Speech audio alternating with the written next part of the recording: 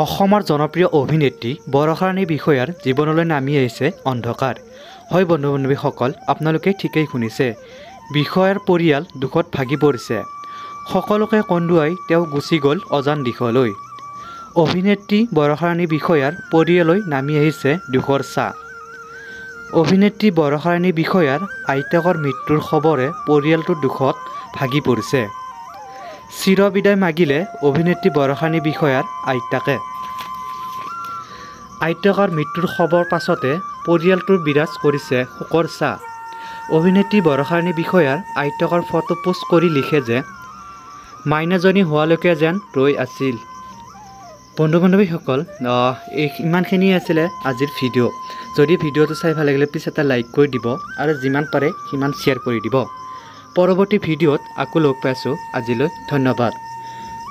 বন্ধু বান্ধৱীসকল, ইমানখিনি আছিল আজিৰ ভিডিঅ'টো। যদি আপোনালোকে চেলিব্ৰিটি নিউজ চেনেলটো প্ৰথমবাৰৰ বাবে চাই আছে প্লিজ চেনেলটো ছাবস্ক্ৰাইব কৰি থৈ দিব।